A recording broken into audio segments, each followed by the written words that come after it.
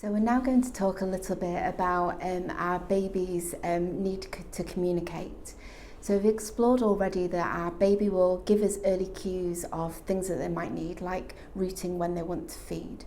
But ultimately, babies will then communicate with us by crying, and babies will cry. As new parents, this can be really, really frustrating if perhaps we haven't got to the bottom of what that baby's basic need might be. And we can easily become frustrated that, what is it that this baby wants? And we're desperately trying to find out what it is that the baby needs to help feel them settled and reassured. A newborn baby's cry is very different to an older baby's cry. And if you haven't heard one before, what I would suggest is going onto YouTube and finding a video of a newborn baby cry. I'll include a link for this for you. What I would encourage you to do is to sit with your partner or whoever you might have to support you in those first few weeks with baby and listen to this clip, which lasts for around 4 minutes, and to explore how this might make me feel if this was my baby crying. Perhaps if this was 3 o'clock in the morning and I haven't had a lot of sleep yet and I'm really, really tired.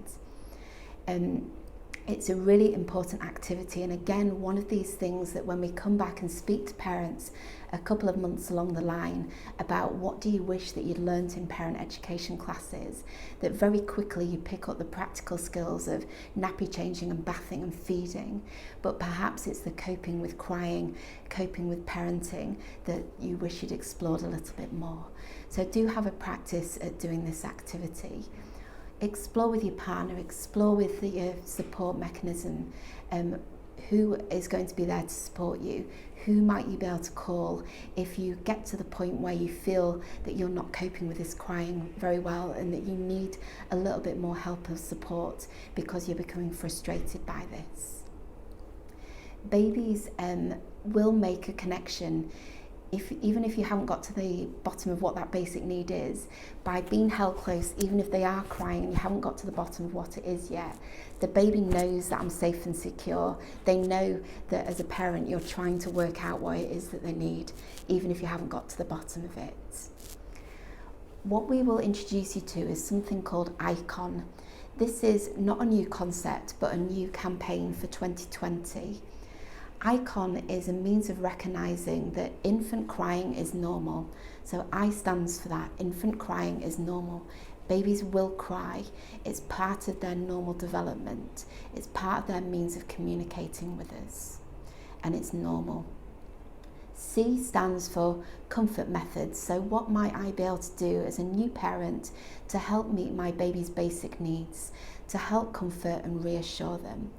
So working through a little bit of a mental checklist, what might this baby need?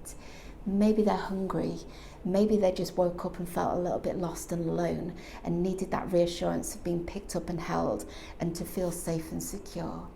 Maybe the baby's too hot or too cold. How would we tell if a baby's too hot or too cold? Well, feeling your baby just centrally, so at their chest or their tummy or the nape of their neck. Baby's hands and feet will always be cooler than the rest of the body, so never feel the baby's hands, think they're cold and wrap them up. Always feel them centrally, and they should just feel warm to touch. They shouldn't feel clammy and they shouldn't feel sweaty. We're going to explore a little bit more in reducing the risk of sudden infant death syndrome, some of the other mechanisms for not causing baby to overheat. Maybe the baby is in need of a nappy change. Maybe the baby is overstimulated. Sometimes babies can be overstimulated and then become overtired. And as somebody who likes to sleep quite a lot and can drop to sleep like that, I wonder, well, if you were tired, why would you not just go to sleep? Because I would. Well, it's not like that sometimes for the baby, that actually they might be overstimulated, overtired, and then they're crying because they need to kind of have a bit of quiet and a bit of peace to help them relax and to go to sleep. Maybe you've had lots and lots of visitors that day and the baby's kind of been passed around and stimulated and has just got past being tired. So perhaps taking your baby off into a quieter room that's dark, maybe having some skin-on-skin contact with your baby just helps your baby kind of reduce some of that sensation and to relax and to settle to sleep. So working through kind of this checklist. If you're choosing to breastfeed your baby, breastfeeding covers a multitude of reasons for comforting your baby, nutrition or being hungry just being one of those. And often if you bring your baby to the breast, it might just be that they latch and kind of take a few sucks, and actually by being close to mum, it's helping them feel safe and secure and meeting that basic need. And actually they don't feed hungrily, they just want it to be close to us.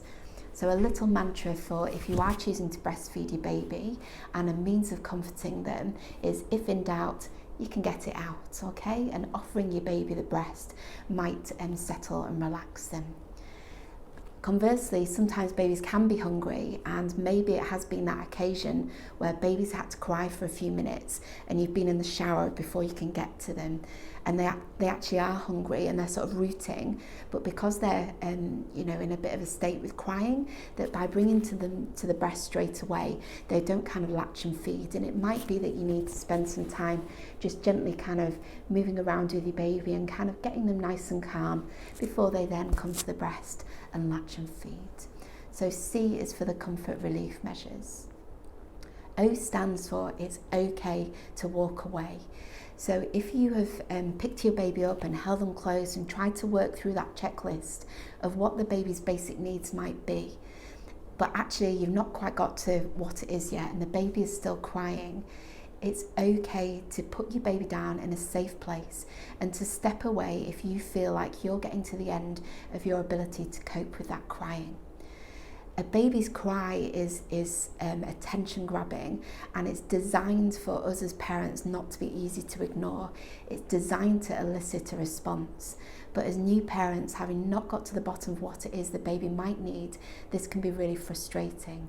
So if you feel like you're not able to cope with that crying anymore, then pop your baby down in a safe place, on their back, in the cot or the Moses basket, step away and just take some deep breaths for a couple of minutes. Just find a way to kind of calm yourself down before you go back and you pick that baby up and you hold them close again and you try to work out what that baby needs. Or to call for some more support, call for your partner to come and help you if your partner's at home, or call for a friend or family member who is able to pop round and offer you that support. Because we must never get to N. So N stands for it's never okay to shake or hurt a baby. And sadly, we've all heard of stories in the media where parents have got to that point that they haven't been okay. They've got to their ability to cope, and actually they didn't step away. They didn't put baby down, and the baby has then been accidentally hurt or even worse, okay? So your midwife and your health visitor will talk to you a little bit more depth about ICON, and you'll also get an information leaflet on this to take home. Babies crying tends to become more frequently at around 2 weeks of age. Maybe this is nature's clever design that we just cement that love and that bonding with baby before they start crying a little bit more, who knows. But babies tend to cry more frequently around 2 weeks, and then the crying tends to increase in number of hours for the day until the baby's reaching around 8 to 12 weeks old. If you take a look at the graph shows you that actually every baby is different, every baby is unique, and you might have a baby that is a low-level crier and might cry for short periods of the day, or you might have a baby that falls into the high-level crying who might cry for 5, 6, 7, 8 hours in a day. What the graph shows you is this doesn't last forever, okay? And it's really important to remember as new parents that actually the parts of parenting that might be hard or challenging are very often short-lived. And you can see that by the time our baby is reaching 8 to 12 weeks, that level of crying starts to reduce. This is possibly because our baby, as we are responding to their basic needs with this responsive parenting, that our baby is learning 8 to 12 weeks in that this world is safe and secure, this new world is okay, and I have parents who are loving that are going to respond and meet all of my basic needs.